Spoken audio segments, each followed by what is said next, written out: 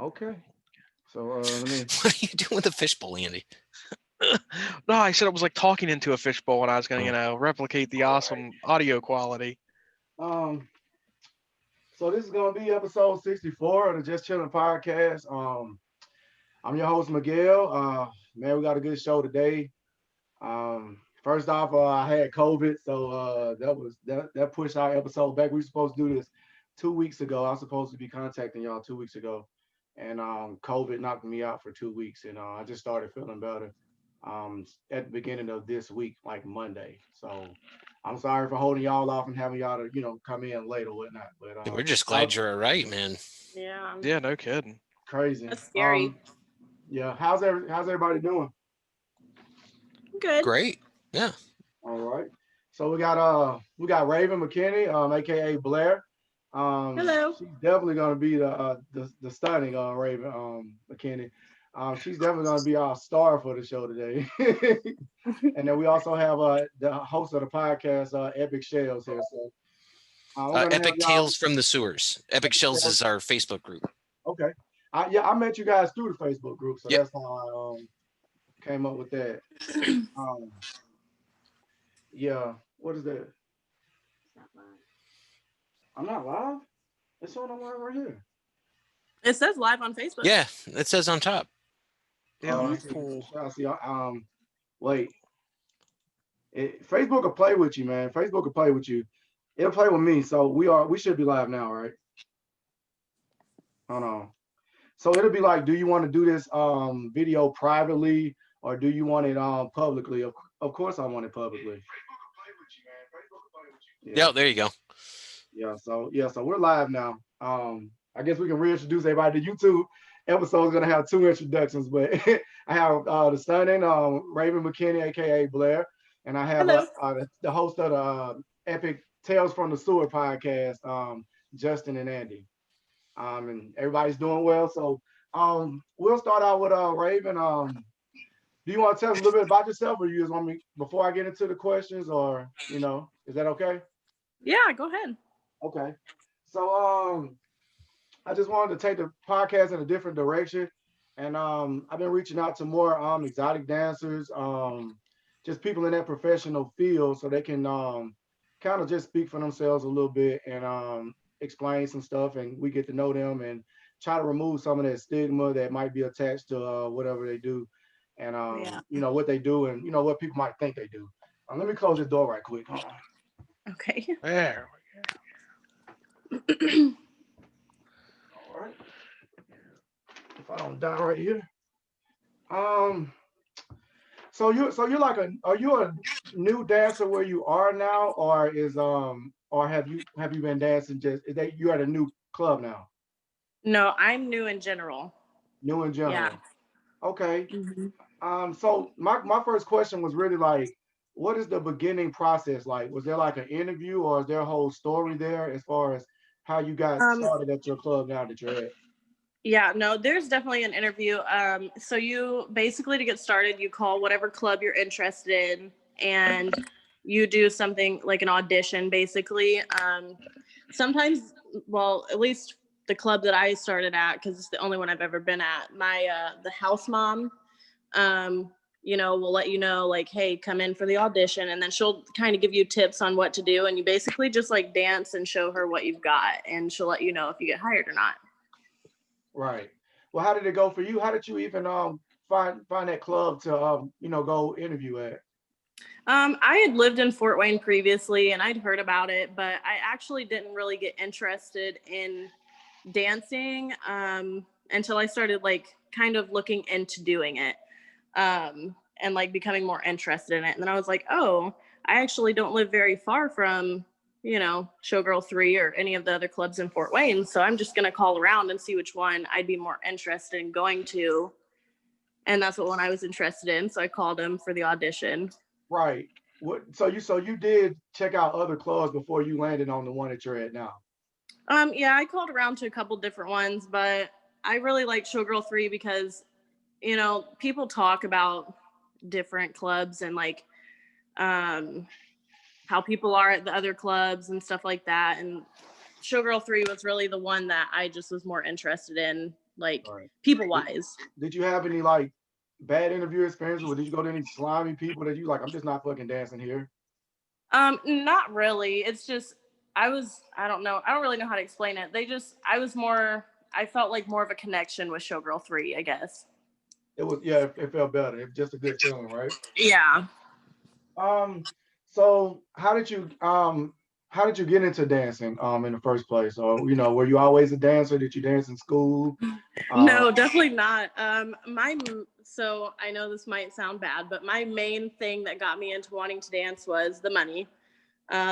Because I am a single mom, trying to get on my feet. So I was like, man, just watching women, on Instagram, Facebook, YouTube that dance and make good money. I was like, man, I bet I could do that. So I tried, and here I am.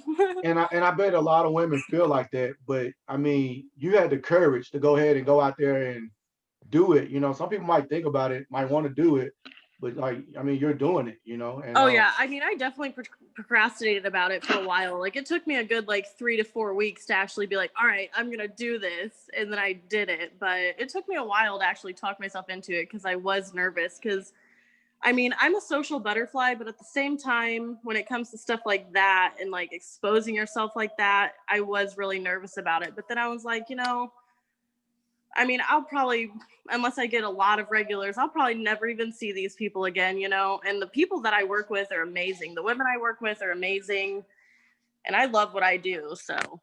Right. The money's good, right? I mean, people wanted me to ask more about. Absolutely. Yeah, the money is good. People wanted me to ask that. A lot of popular questions that people want to know is how is the money, For the most part, I mean, some nights are hit or miss, like some nights, like Mondays, some nights you'll make like $100, some nights you'll make like $700-800, or more. It's a hit or miss, but for the most part, it's definitely better than not with the money. Right. Let's see.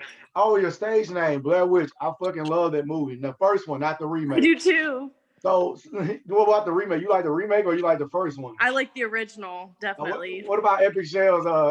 Epic Tales from the Shells. Y'all like Blair Witch Project? Justin's mic's off. I missed Sorry, it. man. Oh yeah, I missed it when it first come out. I caught the last part of that. My audio's cutting out. You asked if I like the Blair Witch? Yeah, the movie. Yeah. Oh, absolutely. Yeah. How did you land on that to make it as your stage name, though? Actually, that's a good question. When I went in for auditions, I did not even think of a stage name. Like, my house mom was like, okay, so what do you want your stage name to be? And I was just like, oh my gosh, I have to have a stage name. And so I sat down with her, and me and her talked about it for a while. And actually, the house mom at the club came up with that. She was like, well, what about Blair? And I was like, I love that, because the Blair Witch Project. So we just ran with it. Right. But my house mom actually helped me come up with that. Right. And there's even like a theory to that movie to where it wasn't even a witch that killed the lady, that it was the two guys conspiring to kill that lady the whole movie. And they said that it wasn't even like a witch. They was just like taking a gullible video student and took her out the woods and pretty much murdered her. So that's like a theory that's going around on Reddit and the internet and stuff like that. Justin, is your mic off? Can you hear us? Yeah, I can hear you. I got this guy. He's crying. We got a kitten, and he is just crying outside the door. So I was freaking out because I was seeing the red microphone right there. And I didn't know were you with something going wrong or not. Yeah, he's just nuts. So yeah. Okay. Okay, Blair, what was your first time dancing like? Were you scared? Oh, definitely. I don't know, because that was the first time I've ever been on stage, and at first it was scary because I'd only done the audition before, and there was like nobody really there. I mean, the club was open, but it was early hours, so not really many people were there. But my first time actually dancing in front of people, yeah, I was pretty nervous. But because you dance for 3 songs, at least the club that I'm at. So the first song or song and a half, I was pretty nervous, but towards the end of it, I was just like, man, this is awesome. Like, I started having so much fun. It was awesome. But yeah, I was definitely nervous. Right. So is there anything that annoys you about the job that you've encountered so far? I know you're kind of new, so maybe everything may annoy you at some points.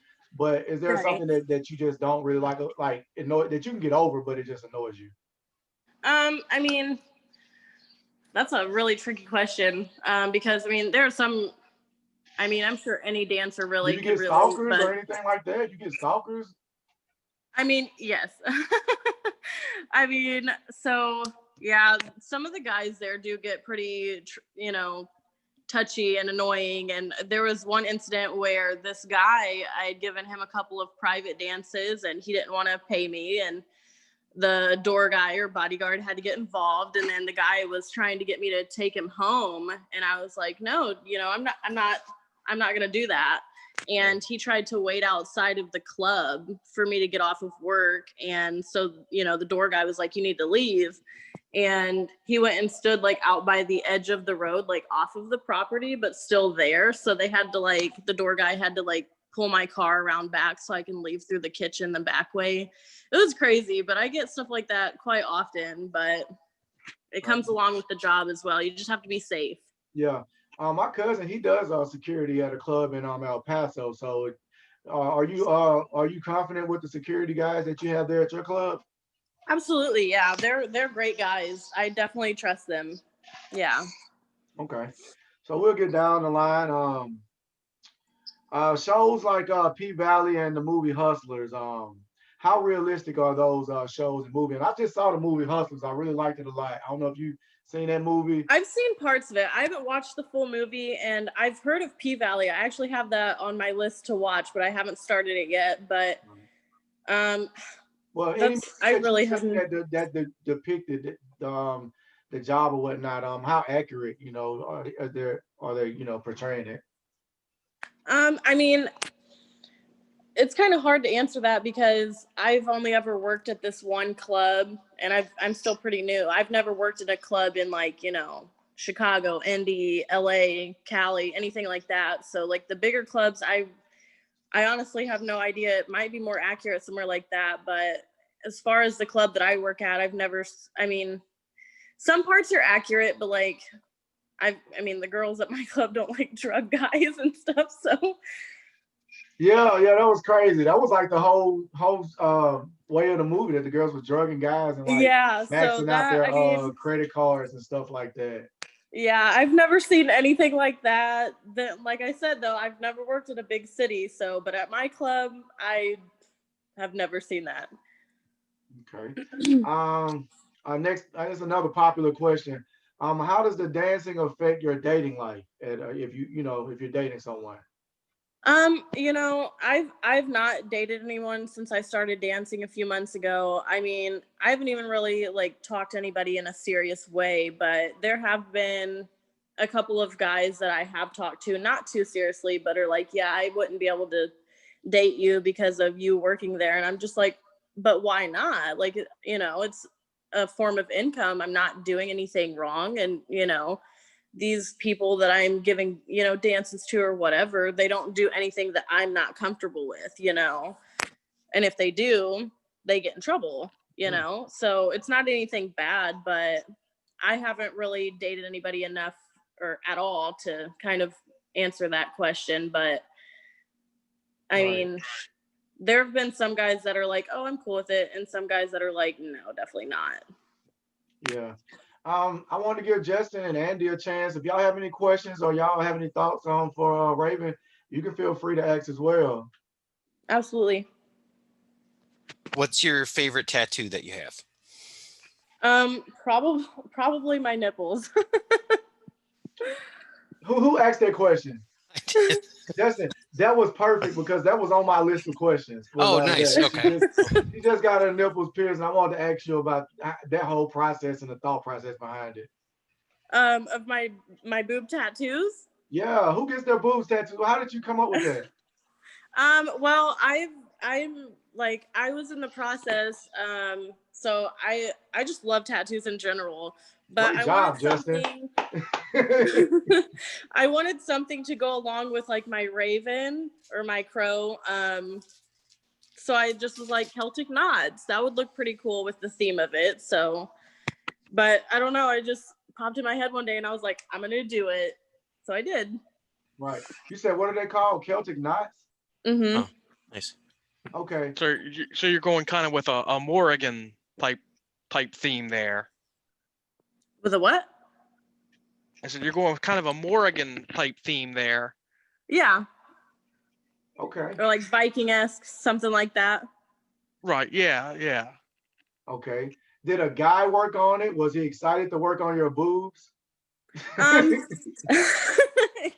Yeah. So yeah, I worked at a tattoo shop briefly in Warsaw. I didn't do tattoos there. I really just kind of sorted their jewelry and hung out there because I was pretty good friends with a lot of the guys that worked there. And I had actually gotten a hold of him and I was like, would you be willing to do these tattoos? And he was like, absolutely. And they weren't his first set of boob tattoos, so he knew what he was doing, which is kind of why I like went along with asking him to do them. And I mean, he was very professional about it, and so yeah. Okay. Painful. Is that a painful part of the body to get tatted? I mean, that's pretty What much. I do? I switched it. Oh, sorry, I just switched my screen. It went from showing just you to everybody. Okay. Oh. Anyways, I mean, yeah, it definitely wasn't like the easiest tattoo I've ever sat through, but it wasn't as bad as what like my head was like, oh, it's gonna hurt so bad. It wasn't that bad. Like Right. probably the worst part about it was like the inner part, like closest to my actual nipple, not my areola. Right.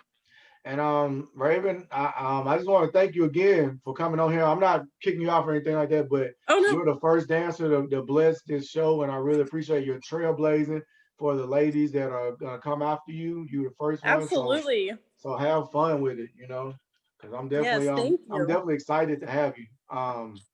So I was talking to a coworker of mine, and she was saying that I don't know how you feel about this, but she was saying that you do pole dancing and you're great at it. And I want you to shout out your Instagram at the end so people can check it out. But you're a great pole dancer.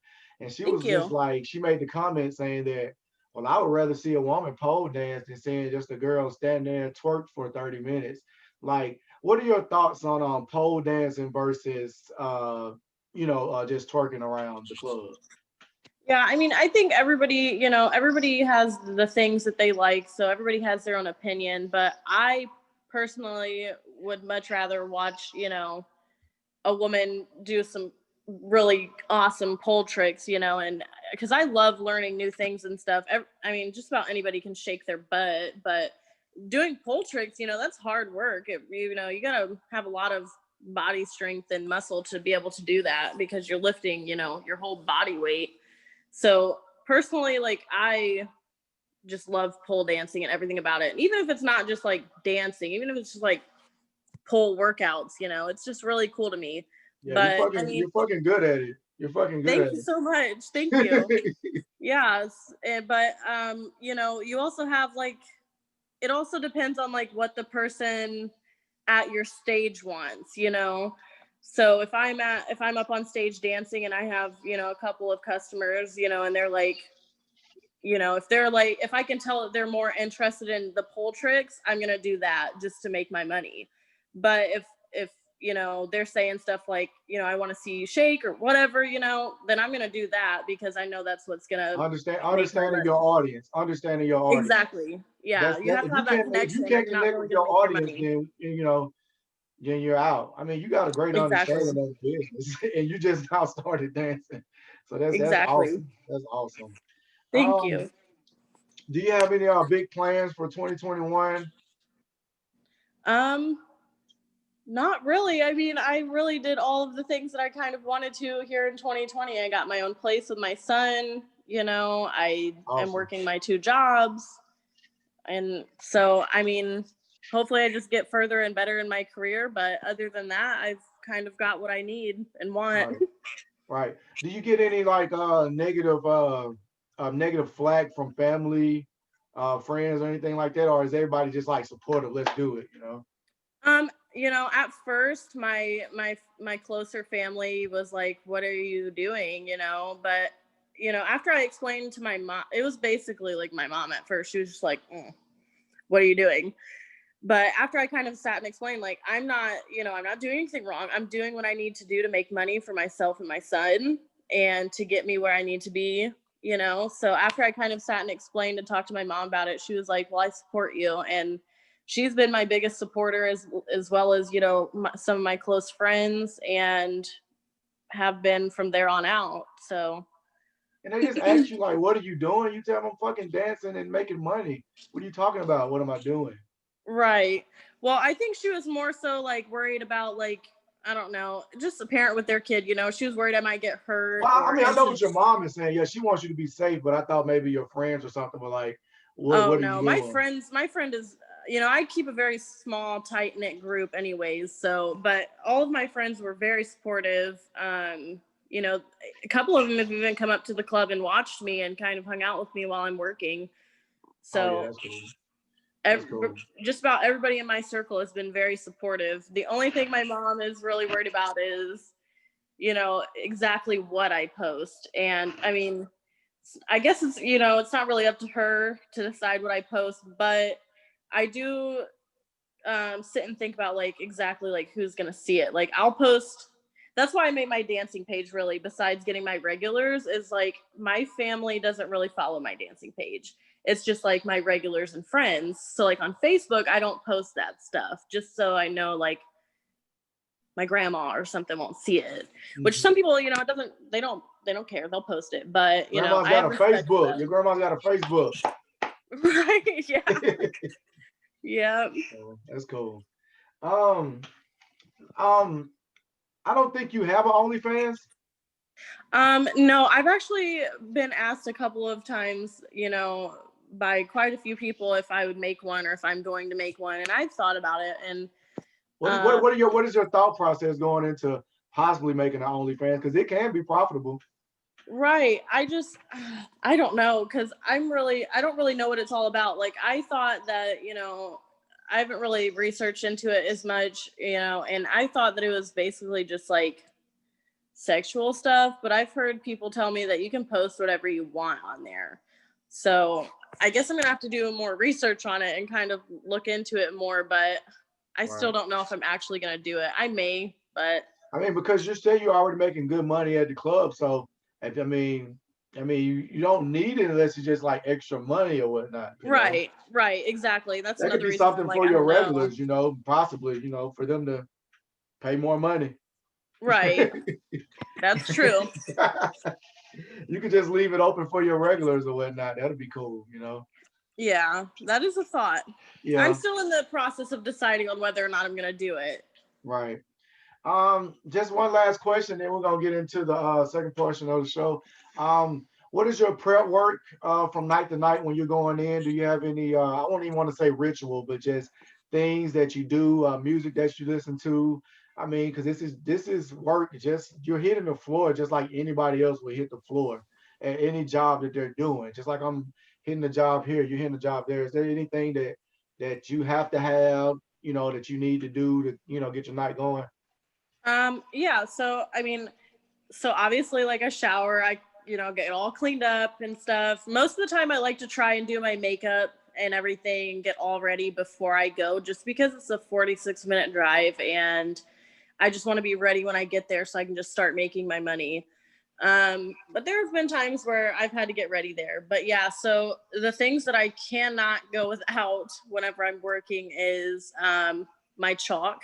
So you get this like liquid chalk, and that's usually, we use that for grip.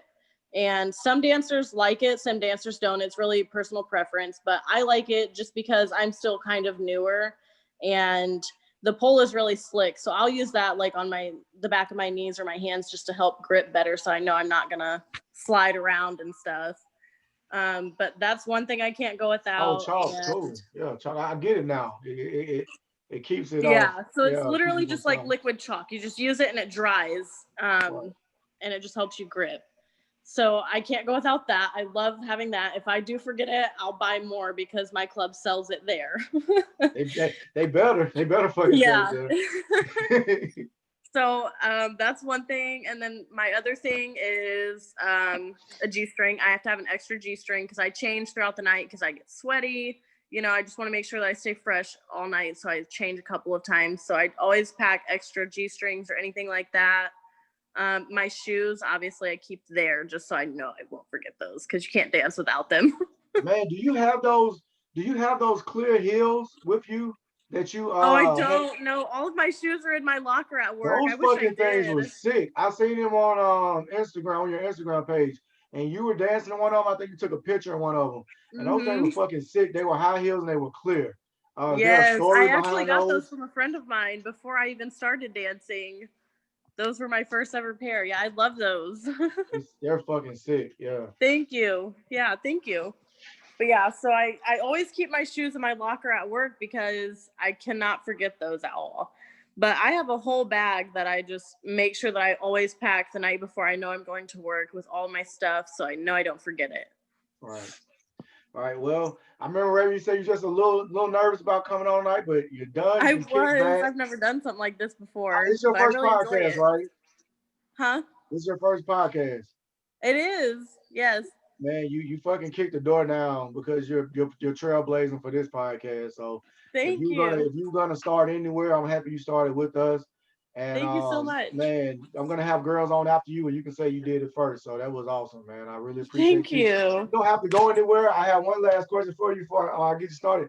Are you a Teenage Mutant Ninja Turtles fan? Am I a Teenage Mutant Ninja Turtles fan? Of the original, yes. Of the original? Yes. What you guys think about that, Justin? Heck yeah. Yes. We just interviewed him. We just interviewed the original Michelangelo maybe about 2 weeks ago. They have some great guests on their podcast, and that blew me away when I checked them out. So I found them while I was quarantining. When I was quarantining, you know, I was just in my bed, locked up in my room, looking for podcasts, and I was already friends with Justin Cooper, and I just checked out the podcast. I'm a big TMNT fan, just since way back, man. You can look at my profile picture. I'm wearing like when I was like 3, I was wearing like a Ninja Turtle shirt there. So I'm a big Turtles fan, and these guys do a great podcast as far as that goes. Justin and Andy, do you want to introduce yourselves? Or I mean, this is your part of the show now. Raven, you can kick back if you have any Ninja Turtle questions. You can throw them in as well. Okay. All right. Well, I was just thinking how weird it is that we both use so much chalk for our day-to-day, but Andy, say hello. I was about to be like, what do you use it for? I can't tell. No, it's nothing really, just being facetious. But yeah, so I'm Justin. I'm on a couple different shows. I started out with a show called Justin versus Justin with another friend, same name, just spelled differently. And we started out with a YouTube show for a while and all that, and that kind of evolved into one thing or another. Long story short, I meet Andy because in one of our Facebook groups, I was doing a Batman Day giveaway. Well, we became fast friends, and we started talking about Ninja Turtles, and I'm looking into it, and I'm like, wait a minute, how come there's no Ninja Turtle podcasts out there? And it turns out there's 2 or 3 of them, but there's really not much. One of them is in German. So I don't sprechen to Deutsch. So, you know, there's not much I could do with that. But so I wanted to do something a little bit different where we go through the comics and we kind of talk about the stories. And I wanted to do something where you can listen to it with your kids if you wanted. So, and he went out a little bit. Your audio, Justin. Andy, you there? Yeah, I'm here, dudes. Like, do you know the rest of the story? I'm really not sure. I'm not really sure where he's going with that. He kind of went off on a pizza fueled tangent there, and his microphone totally crit failed on us. No, too bad I had the secret of life. You know, I can only say it once. Yeah. Yeah. So yeah, the beginning of the podcast, how did that happen? Well, okay, so we actually started another Dungeons and Dragons podcast, and we did an episode called Teenage Mutant Ninja Turtles, and rather than just totally adapt that podcast into something else, it was like, man, I was like, that was so much fun. Let's do something like that again. And then Justin was like, well, why don't we just make a whole nother podcast? And he's like, hey, is it okay if I call it Epic Tales from the Sewer? And I'm like, absolutely. And about about 2 episodes went by, Justin, and I went, man, what a missed opportunity that was. And he's like, what do you mean? I'm like, well, why didn't we call it Epic Shells? And that's how the Facebook group came about. And that's where a lot of the confusion comes in, because the podcast is one name and the Facebook group is something else. But I really think it works. And as the night goes on, you guys have realized that I am a ridiculous fan of puns. Like, yeah, no, it's a good listen. Well, I can do that at the end with Raven as well. I get back. I just shout out your Instagram and stuff later. I would definitely want people to follow you that want to, and whatnot, Raven. But Justin, are you okay with your audio now? I hope so. Yeah. I don't know. You can hear me? Yeah. Yeah. I don't know if you know Raven or not, but there's some big things going on in the turtle world right now. We got that comic. When was that comic released? The Last Ronin. When was it supposed to be released is more like it. You got a copyright. That's a rare comic book right there, because I went looking for it this weekend and it was sold out. So yeah. So September, what was it, Andy? September 27th, October 13th or 11th or something. It's been out for a little while. Yeah. Does it actually have the publication date on it when they actually finally finished? Well, what happened was, okay, so they switched artists and they just completely redid the entire book. But I'm telling you what, don't look at the pages. It was well worth the wait. And even though issue 2's been pushed back a little bit, it's like that too is well worth the wait. 2020 has been a weird year. I thought it was really going to be the year of advantage, but it turned out it was going to be the year of disadvantage. But you know what? It's like, it's really paid off for us as podcasters, and it, with the unsurety of things and the shutdowns, it's given me a little extra time to kind of work on the Facebook group a little bit and mold it into what it's become. Much like the Teenage Mutant Ninja Turtles original artwork started off as a joke, Epic Shells started off as, like, we didn't go into it going, oh, this is a joke and nothing's ever going to come of it. But when we named it, it was like, what a ridiculous name. Like, maybe we'll change it later. And it's like, now we've got, t-shirts, stickers, hats, buttons, pins, giveaways. It's an ambitious venture too, because what we're trying to do for Turtles fans is make it like, if you're a Star Wars fan, you can join the fictional 501st Legion, right? And you get like a number, a badge, all that kind of stuff too. We're trying to do that for Turtles fans. That's awesome. No, yeah, it's pretty fun. I appreciate it. We're gonna send Raven an invite to the podcast group. We need do it. Yes. Yeah. Does your son like Turtles, Raven? He does, but I have to admit, he is definitely more of a dino fan. He loves dinosaurs. Dinosaur. Well, I have to get him a Triceratops. Cool. So I feel like y'all can do a better breakdown of what's going on in the comic than I can. Can you guys summarize what's happening there? Because it's a good story. You guys pretty much read the comic on your podcast, which I really appreciate that, because I could not find the comic anywhere in stores. Yeah, that was the point, because I get some obscure stuff. I mean, like, when are you going to get, someone who reads, the Conservation Corps or something? You're not going to find this, so luckily I live in the Chicago area and I can go diving through those things to find it. And then I can read it and you can go over it. So basically the difference on this one, we're going through the 2011 series, and Splinter is not, he's not a human that has turned into a rat. That's how it was in the cartoon.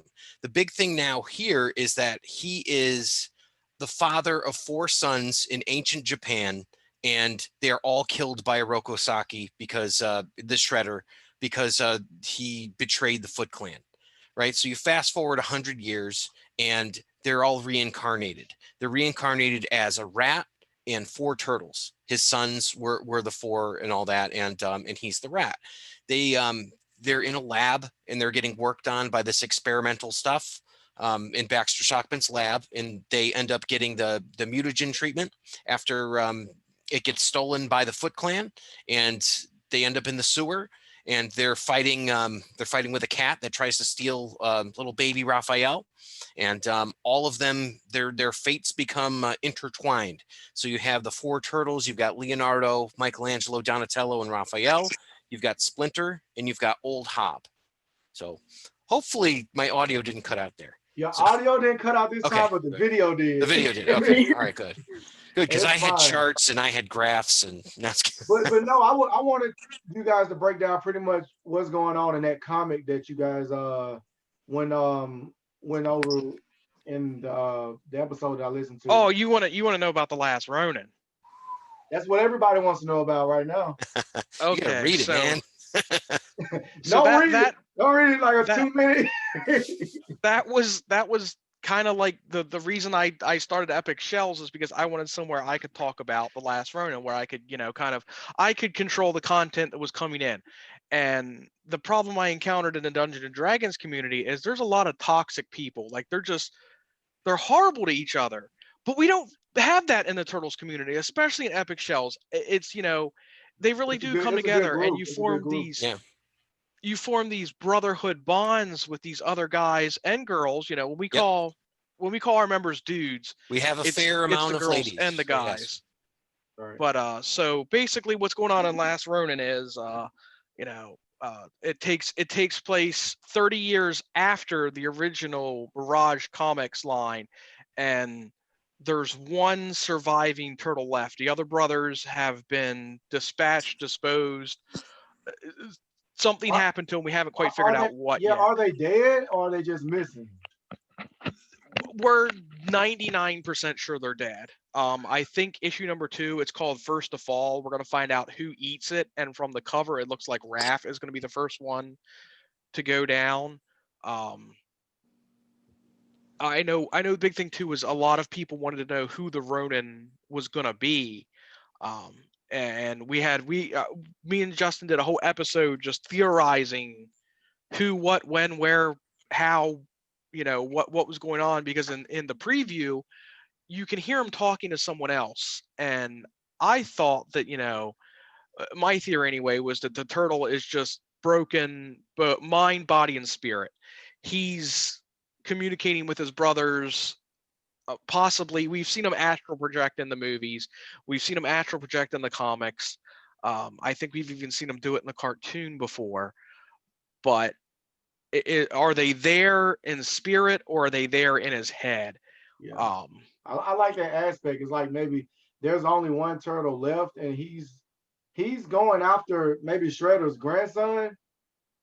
Yep. Yeah, it's he's going, and the turtle's going crazy because he's hearing stuff in his head, which is basically like his brothers or whatnot talking to him, but we don't know if they're there or not, And the way I'm reading it, the way I'm kind of interpreting it, it looks like he might actually be channeling them to some degree or another. I mean, he's clearly using all their weapons, and that could just be, the past 10, I think they've been dead for 10 years.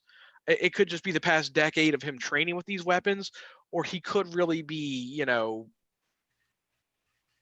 if you're going with the astral projection route, he might be channeling them through his, but 4 minds, 1 body. Right. Are you there, Andy? Yeah, I'm still here. Can you hear me? Okay. Yeah. Actually, let me grab something real quick, and we'll give you guys a little treat here. If you want more, you'll have to listen to the podcast. But we've got the old Turtle Pizza Cookbook here. Oh, nice. What's this? Ninja Stars. These are my type of guys right here, man. Dorks. I'm a huge Ninja Turtles fan. Raven, you got to get into it. Maybe it's too late. So here, I know. Here we go. Give me 1 second. Way deeper than me. This show was the reason It's awesome. so much pizza for so long. Like it really messed up my mind as far as pizza goes. Cowabunga, dudes! We're gonna give you a pizza recipe for the week. Little ninja stars can make these pizzas all on their own. Just toast English muffins and lay them out on a work surface with peanut butter and apple and kiwi slices within reach. Ingredients: 2 English muffins split, half cup of all natural peanut butter, 2 medium Granny Smith apples peeled, cored, and sliced very thin. You'll need 16 slices and 4 slices of kiwi fruit. Instructions: toast English muffins and spread some peanut butter on each half. Arrange 4 apple slices on each English muffin, half in the shape of a ninja star. Place the kiwi slice in the center. Cowabunga, dudes! Is that a kiwi fruit peanut butter pizza? Yes, it is. I would eat that. Would you eat that, Raven? I don't know. We'll only tell you the name of this I might one. try it for real. I might try one. I'm not reading all this, but the other one on the other page is called Donnie's Choco Taco Chip Experiment. Why wouldn't they go with the star fruit? That seems like the easy way to do it.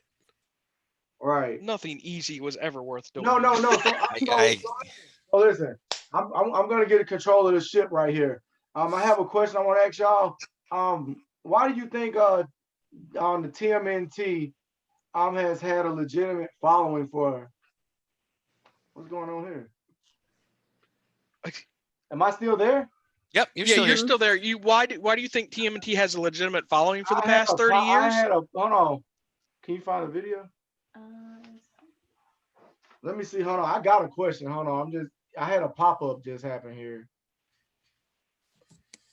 Okay. Well, now kill. Hey, a pop-up just came right here over me. So I had to get rid of it. Why do you think TMNT has held a legitimate following pretty much 30 years straight, you know? Because much like Madonna, it seems that they reinvent themselves every 5 years or so. There's always a new wave of turtles coming out. Right. I can remember begging my mom. We were like in the dollar store for like turtle action figures, Shredder action figures. I can remember begging for those in the backseat of the car when I was a kid. Like those are like some memories I legitimately have. Are you gonna show me some your action? He's stunting on me. He's stunting because I don't have any turtle collection toys. He actually got those toys. My mom would buy me some sometime and I'd lose them. That's why she won't buy them anymore. Man, let's see. I got you. So basically, I wanted to ask who was your favorite guest on the podcast so far? Because y'all get good guests. And I don't know how you do it. But you get some pretty like y'all had the Tick on there, the guy who voiced the Tick on the old Fox show. I listened to that podcast. You got the guy who originally voiced Michelangelo at some point. So how do y'all find these people that like have worked in the industry, you know, so well? That is going to be a ancient turtle secret right there. You gotta tell me, man. I literally cannot tell you how I got Townsend Coleman. Oh, it was you. You found him. Yeah. Hey, Andy's a beast. Andy's a beast. That's all I know from that. Andy's a good luck charm, man. He's one of those people that is really likable because he's like that sweet guy and all that, and just very endearing. I call him my secret weapon.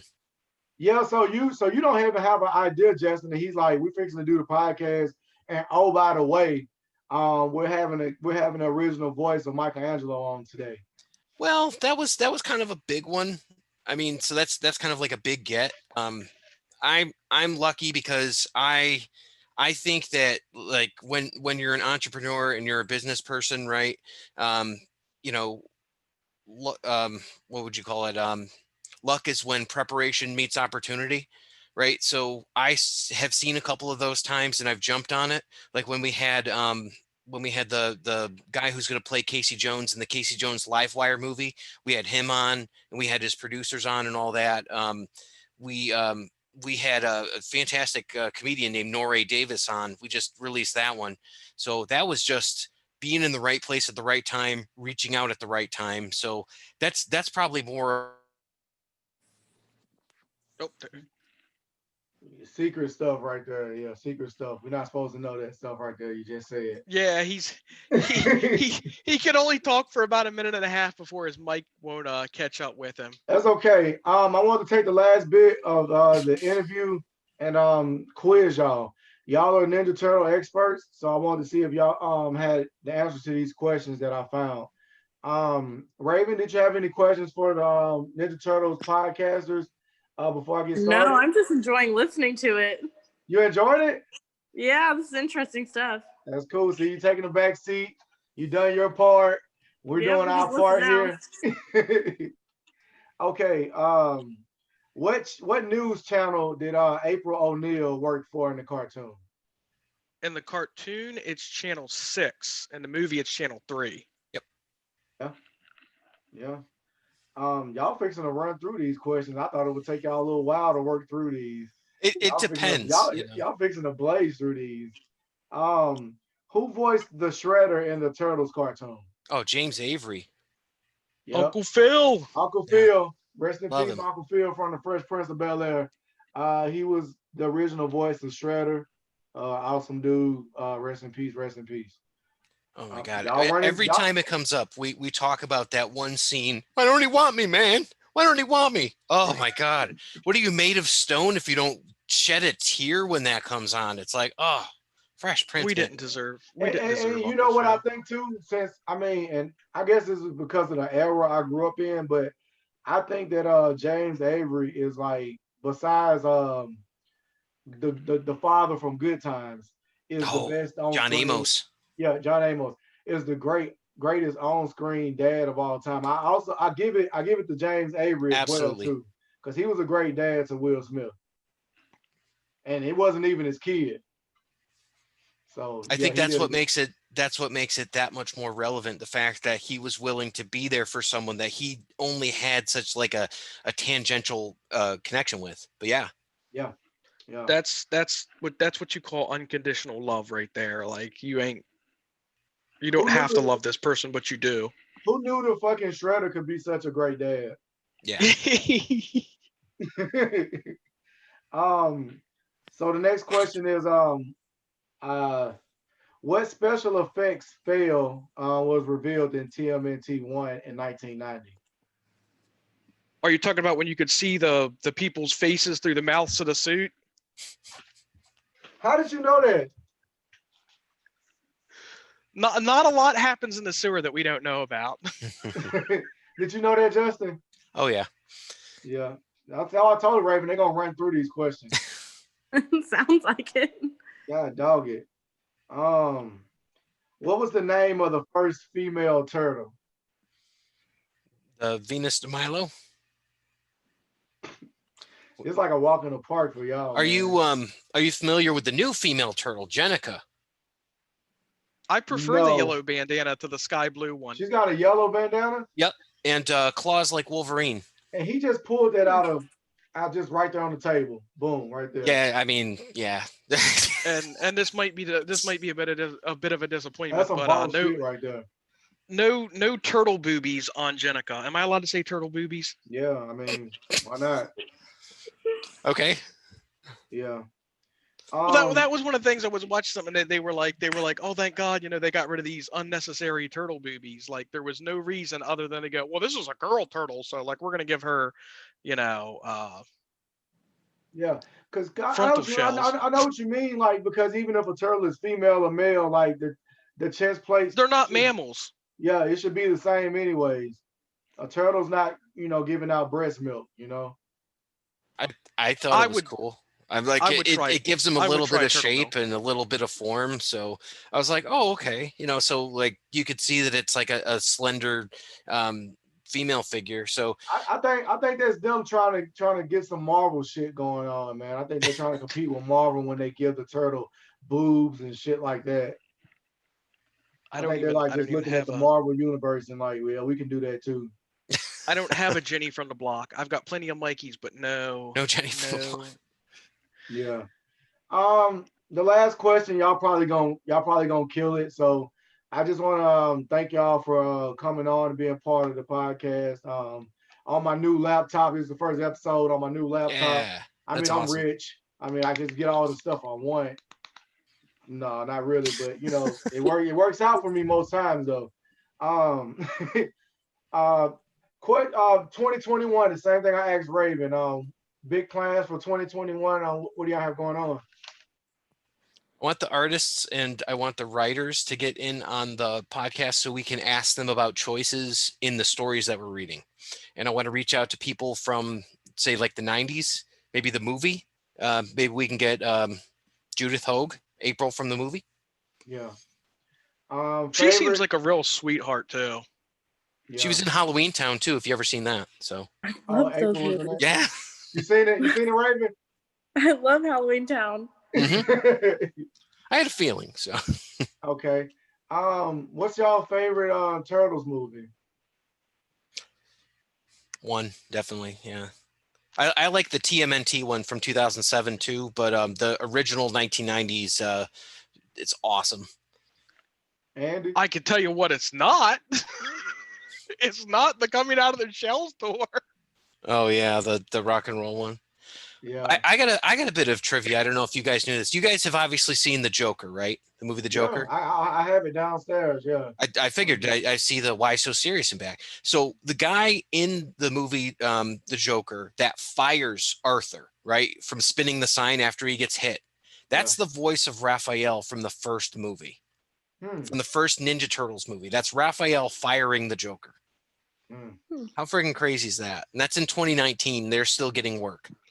Yeah, He actually got the guy that was doing the voice of Raph, the actual suit actor, when they shove him into the garbage can, had somehow, I guess, busted his head open pretty good. So they told the voice actors that if you can fit into the Raph suit, you can be both the voice and the body for Raph.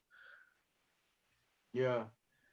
So and now we've got questions and both of you can answer them, Miss Raven and look at Andy bringing questions. Yeah, well, you know, we have to. We always got to know what your favorite pizza toppings are.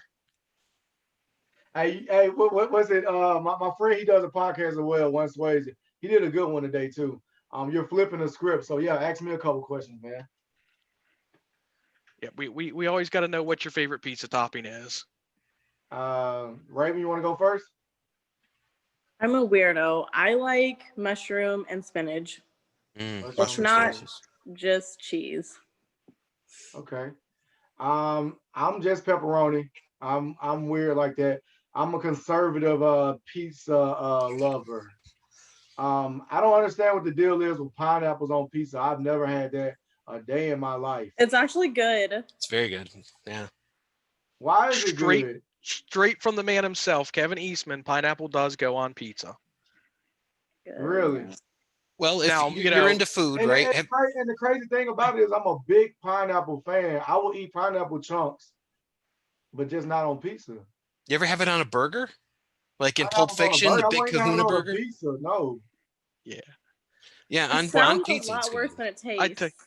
Well, you know, you guys would never share a pizza with me and Justin. You know, we like the usual on it. You know, stink bugs, flies, marshmallows. Marshmallows. Man, no, I am one of those weirdos that will like eat black olives on my pizza. I actually used to get the personal pans from Pizza Hut. I would get, and this will cover your entire dietary needs for the day. You get pineapple, black olives, Italian sausage on a personal pan pizza. So you're getting bread crust, you're getting your vegetable from the tomato sauce or the black olives, you're getting fruit from either the tomato or the pineapple, and you're getting the meat group from the sausage, as well as your fats and oils from all the grease rolling off of that bad boy. I've had kielbasa and sauerkraut once on pizza. That was interesting. You had what? Kielbasa and Polish sausage and sauerkraut. Right. We call it kapusta. I put venison on pizza. That sounds like it could be good. The sausage and coleslaw. I mean, in the sauerkraut. That sounds like it could be good. Okay, so there's 4 of us, and there is traditionally a 25% split across the board of who your favorite turtle is. So mine is probably easy to guess. Ralph? No, I'm a Mikey guy. Mike. Oh yeah, because when you came in the chat, it said Mikey at first. Yeah. Yeah. Raven, who's your favorite Ninja Turtle? I'd probably say Donatello. Donatello. Isn't he the one in the purple? That's more like. Yep.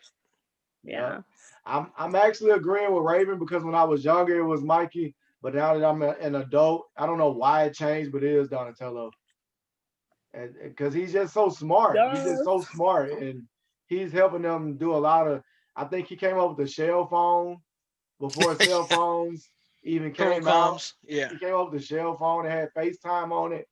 You know, all that stuff, man. Donnie's the dude, man. I'm a Leonardo guy. You're a Leo guy? Yep. Yeah. 87 or 2012? Oh, nice. Let me ask you this because my wife knows me. Since we've been together, I've had pet turtles. Only because I'm a Ninja Turtles fan, and I'll always have pet turtles. I even wanted to have like a big aquarium where there was like all 4 turtles in there, and I wanted to name them all from the show.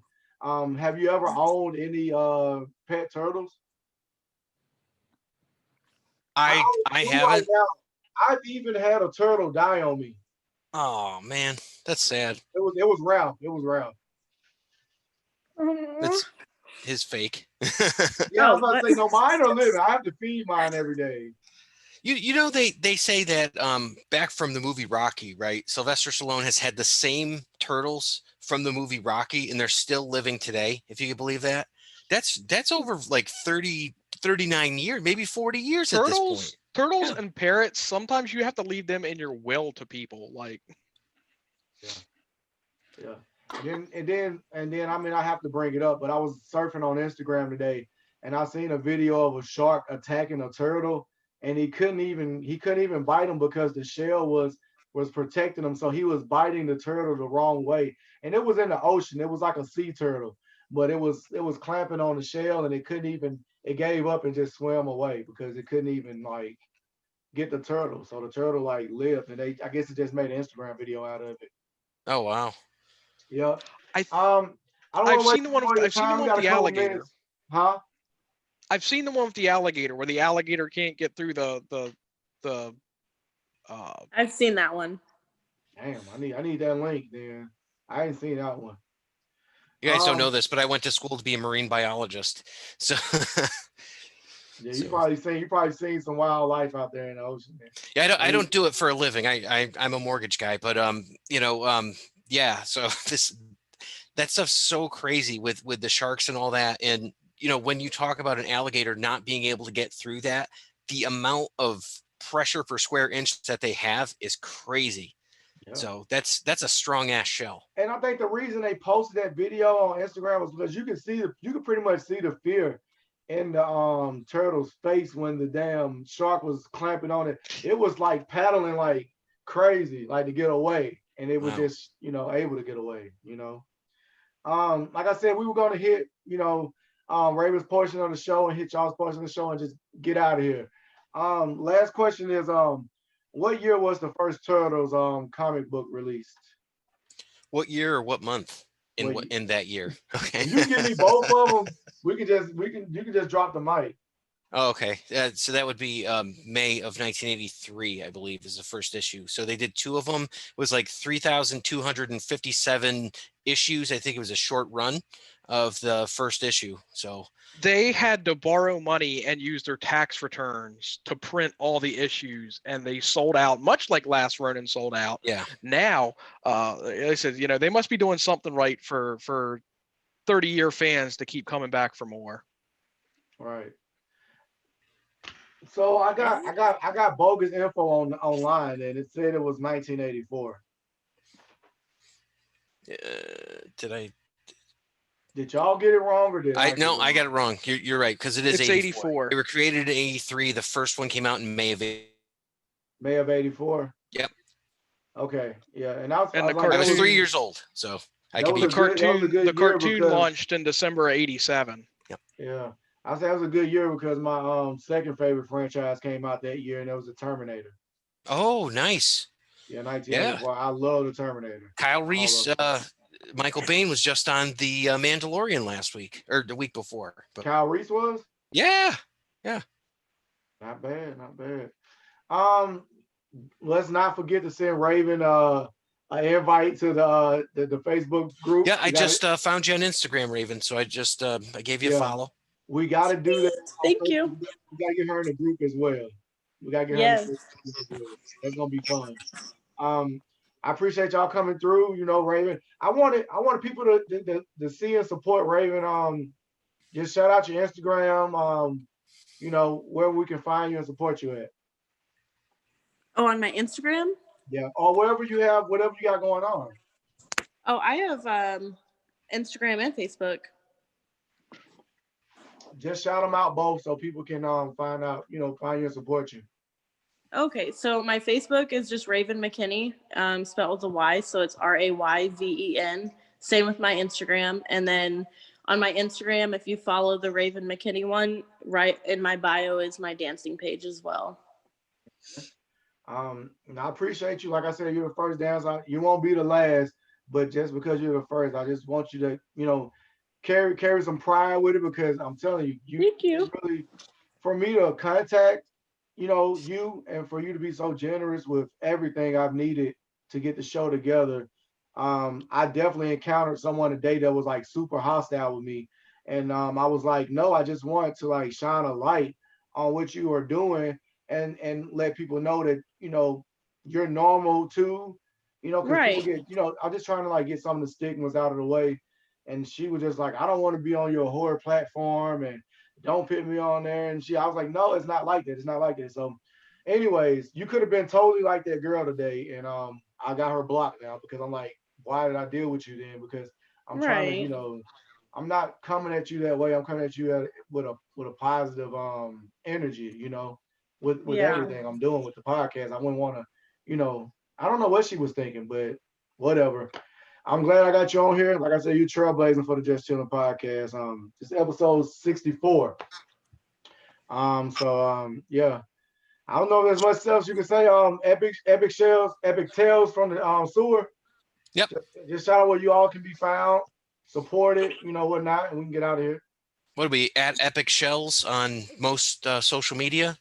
So Yeah, Epic Shells on Instagram, Facebook, and it's Epic Tales from the Sewer podcast on your podcasting. Hey, Preference. y'all can't act like that. That's not a tongue twister, because I was struggling with all that on this episode. I was struggling with all of that. Well, when you have the voice of the original Michelangelo ask you about it and all that, it sounds better when it comes out of a professional's tongue. He's like, "You're listening to the Epic Tales from the Sewers podcast," and we're like, "Yeah." So that's I'm kinda telling cool. you. Did you get him to do a drop for your show for real? I did get him to do something for Andy. Yeah, I had him introduce Andy's segment, the Mikey moment. Yeah, me and Raven's trying to get something going on with that right now too, and I'm telling you, I appreciate, you know, whatever Raven's doing for that, as well as the other guests as well. So we're working on that type of stuff too. Cool. As well. You're gonna do you're listening to Just Chilling podcast. I appreciate y'all. Let me try to get us off of live on Facebook, so you know, I guess y'all can say you know, bye to Facebook or whatever, you know. Bye, Facebook. Well, I will leave you with a Mikey moment of the week, which is my favorite bit of words of wisdom, which tie into what you're saying. Cowabunga, dudes! You're never gonna make any new friends if you don't get out there and shake some hands. And some of those hands just happen to be attached to hot babes. I'm gonna leave it just like that. All right. So I'm stopping the recording.